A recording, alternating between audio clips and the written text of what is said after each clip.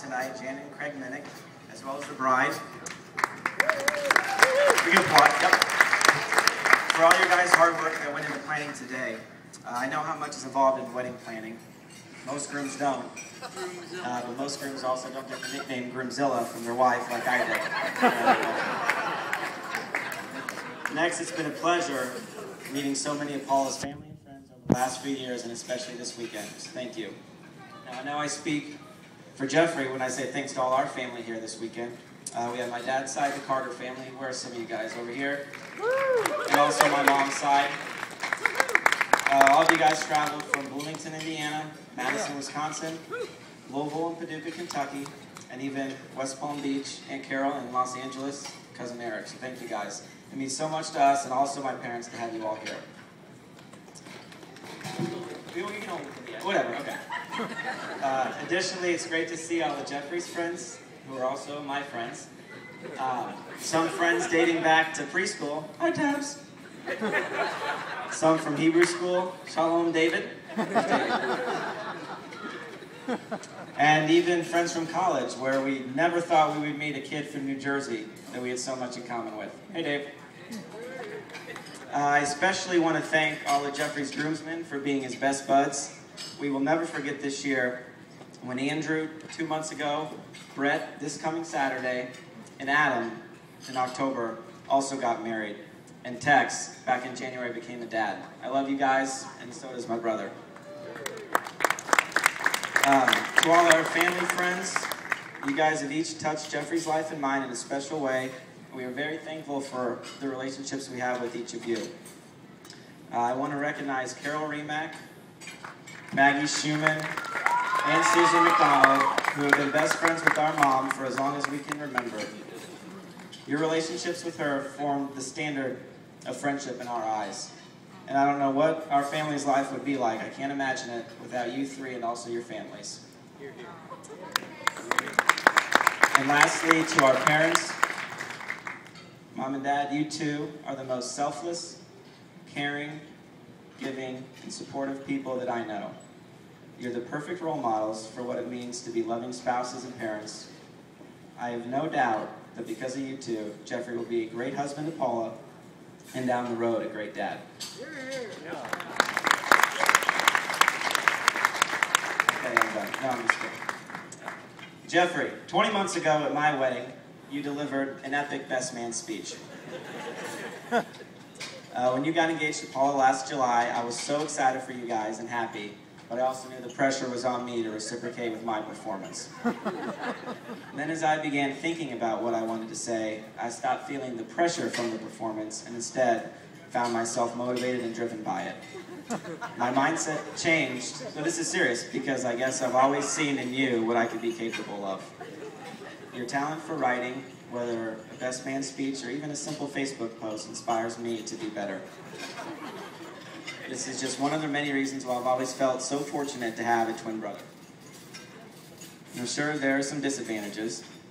You get to spend the early part of your childhood with first name on half your clothes. And I'm not talking about just the tag, I mean literally big letters across the front that spell Chris, Christopher, Jeff, or Jeffrey. And if you happen to wear the same shirt to high school, but just in different colors, your friends will notice and they will make fun of you. Right, Pete? And you get to hear the same two questions throughout your whole life. Did you ever switch places on your teachers? And if I hit you, will he feel it?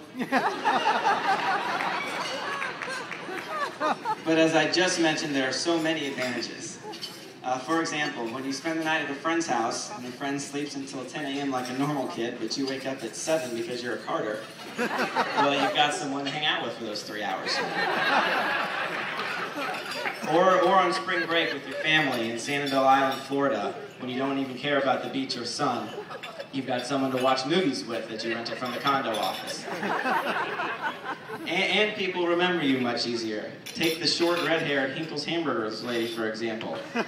As soon as you and I walk into that delicious grease pit, she yells out, "Hey, twin one, hey, twin two, what do you want?"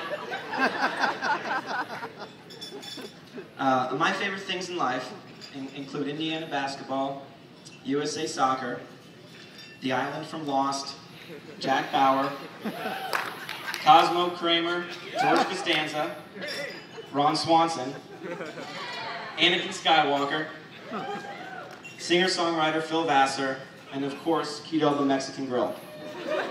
Now there's only one person under this tent that loves each of these things in the exact same way that I do.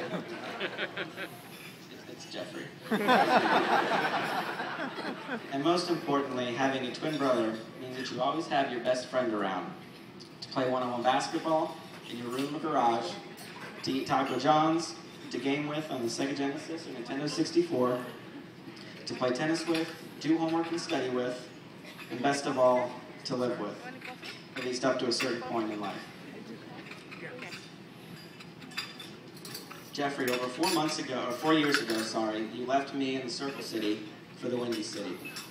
It was very tough getting used to you living over 3 hours away, but I couldn't have been happier for the opportunities and experiences Chicago brought you. First, the apartment of diversity and the opportunity to live with Andrew and the other roommates. It was here you succeeded where I failed. You were able to live with Fiji's for 2 years, while I didn't last 2 days trying to live with them while rushing the Fiji house in college. Second, the food. I get jealous every time I think about the daily access that you've had to Athenian Room, Al's Beef, Coast, Toast, Peace, Portillo's, the late night spot of all late nights, Los Tres Pancheros, and also our favorite, the deep dish of all deep dishes, Pequod's. Third, the Cubbies, and in particular that 2008 season when you saw 9 games at Wrigley Field during the regular season and the Cubs won them all. Tragically, you were 0-1 in the postseason, but I speak for everyone when I say there's always next year, right? And fourth, the work you do with the Guardian and all the friends and the close relationships you've made while your time there. But the true life changer came 2 summers ago when you met Paula. Right away I could tell how happy and excited you were every single time you talked about her. Around this time I noticed some changes in you. You're acting more responsible, caring, affectionate, and outgoing. You're also going on lots of walks. It soon became clear to me you were falling in love. That is, with the then 3-year-old Bichon, an Eskimo mix named Ski. Sadly, Ski couldn't be with us tonight, but in his honor, I made sure to bark at my food before I ate it. More importantly, it wasn't hard for anyone to tell you were falling in love with Paula. Paula, you've done so many great things for Jeffrey. Vacations in Florida and New Mexico, wine tasting, surprise country music concerts, and surprise birthday parties. And I'll never forget the videos you sent me from you guys' Segway tour. His wardrobe is also much improved thanks to you. Andrew and I have noticed that he's no longer lagging 2 years behind the fashion trends. Thank you. And of course, you brought Ski into his life. Paula, you have so many close friends through all walks of your life that Jeffrey's now gained his friends too. I very deeply admire the close relationships you have with your parents, your brother, and all of your extended family. Jeffrey is beyond fortunate to be joining your family that has always accepted him and always cared about him. Above all else though, Paula, you love him and you make him happy. Jeffrey, besides Jeannie marrying me, tonight, being your best man here has been the greatest honor of my life. You're the absolute best friend and brother I could ever ask for. I'm so excited for you and Paula, and the life you two are beginning together as husband and wife. Has a nice ring to it, doesn't it? So here's to you guys. I didn't bring a glass, so Mazel Tov. Love you.